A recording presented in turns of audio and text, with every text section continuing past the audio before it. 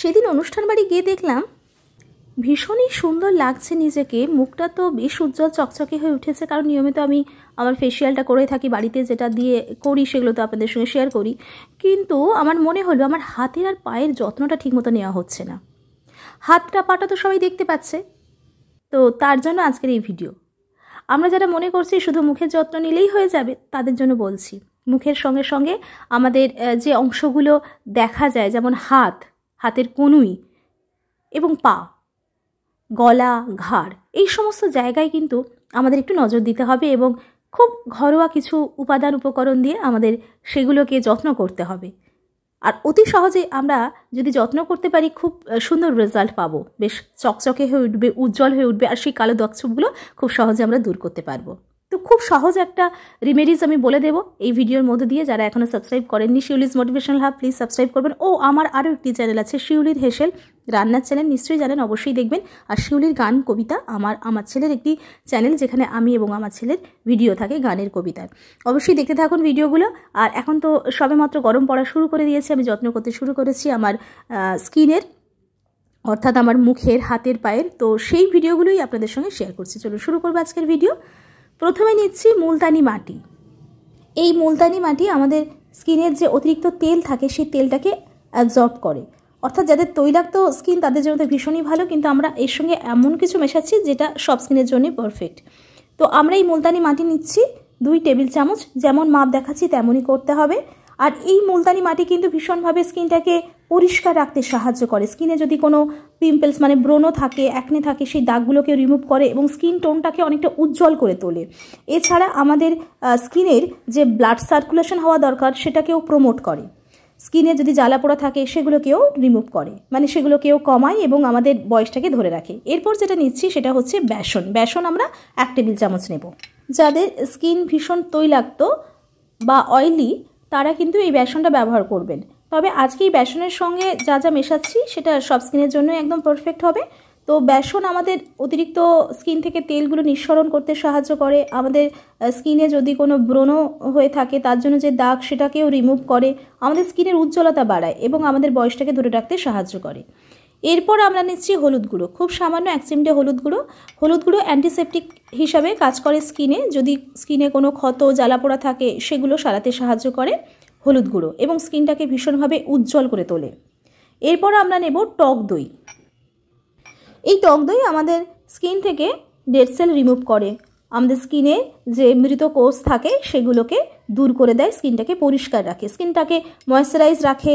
এছাড়া স্কিনটাকে সজীব সতেজ রাখে, হাইড্রেট করে রাখতে সাহায্য করে। স্কিনের ইলাস্টিসিটি বজায় রাখে, অর্থাৎ ঝুলে পড়া যে ব্যাপারটা থাকে স্কিনে বয়সের সঙ্গে সঙ্গে সেটা থেকে মুক্তি দেয় এবং স্কিনটাকে টান করে রাখে, স্কিনের যত্ন নেয়, পুষ্টি যোগায় স্কিনে। এছাড়া যদি আমাদের ব্রণ হওয়ার সমস্যা থাকে সেটা থেকেও মুক্তি পাবেন। এছাড়াও আমাদের স্কিন টোনটাকে খুব উজ্জ্বল করে এবং স্কিনে আমাদের বয়সে দাগছোপ পড়তে দেয় না, স্কিনটাকে টাইট করে এবং পোর্সের সমস্যা থাকলে সেগুলোও কিন্তু রিমুভ করে। মানে অনেক সময় ছোট ছোট গর্ত থাকে স্কিনে, সেগুলো সারাতে সাহায্য করে আর স্কিনটাকে খুব উজ্জ্বল করে তোলে। এবার আমরা নেব অ্যালোভেরা। আমরা জানি অ্যালোভেরা তো অনেক গুণ স্কিনের জন্য এবং চুলের জন্য।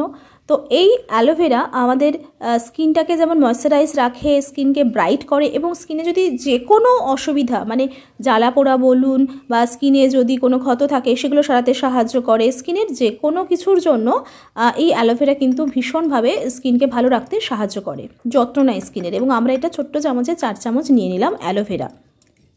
বয়সের ছাপ পড়তে দেয় না কিন্তু এই অ্যালোভেরা মাখলে আপনি খুব সুন্দরভাবে নিজের বয়সটাকে ধরে রাখতে পারবেন। এবার আমরা নেব পাতিলেবু রস। আমরা 1 চামচের 4 ভাগের 1 ভাগ, খুবই অল্প নেব। আর আমরা জানি পাতিলেবু কী করে, এই পাতিলেবু রস আমাদের স্কিনটাকে পরিষ্কার করতে সাহায্য করে। আমাদের স্কিনে যদি কোনো ডেড সেল থাকে বা স্কিনে যদি কোনো ময়লা থাকে সেগুলো খুব সহজে পরিষ্কার করে দেয় এবং স্কিনকে ময়েশ্চারাইজ রাখে, স্কিনকে খুব উজ্জ্বল করে তোলে। ভিটামিন সি থাকে এই পাতিলেবুর রসে। তো এই সমস্ত উপকরণগুলো দিয়ে আমরা খুব ভালো করে আগে মিশিয়ে নেব। আমরা এটা মুখে মাখবো না, এটা আমরা হাতের জন্য ব্যবহার করব। এবার আমি বলি এই যা সমস্ত উপকরণগুলো আমরা ব্যবহার করেছি কিভাবে ব্যবহার করব সেটাও আমরা বলে দেব। তবে তার আগে আমাদের এই জিনিসটাকে আরেকটা জিনিসের সঙ্গে মেশাতে হবে। সেটা কি না, সেটা হচ্ছে প্লেন ওয়াটার। আমরা জানি জল কিন্তু আমাদের স্কিনকে ভীষণভাবে হাইড্রেট রাখে, অর্থাৎ সজীব সতেজ রাখে। আমরা এখানে ছোট চামচে 4 চামচ জল নিলাম, আর এটা দিয়ে খুব ভালো করে মিশ্রণটা তৈরি করলাম। এমনভাবে মিশ্রণ তৈরি করতে হবে যেন এটা মানে খুবই পাতলা বা খুবই শক্ত হয়ে না যায়, একদম মোটামুটি ঠিকঠাক একটা গাঢ়ত্ব তৈরি করতে হবে। এটা যখন আমরা হাতে, পায়ে, গলায়, ঘাড়ে, কনুইতে লাগাবো, সেটা যেন আমরা ঠিকমতো লাগাতে পারি, সেরকমই একটা তৈরি করতে হবে মিশ্রণ। এবং সেটা দেখে শুনে করতে হবে। যদি মনে হয় যে জলের পরিমাণ অল্প একটু বাড়াতে কমাতে হচ্ছে, তো সেটা করবেন, সেটাতে কোনো অসুবিধা নেই। এইভাবে আমরা একটা স্মুথ মিশ্রণ তৈরি করে নেব।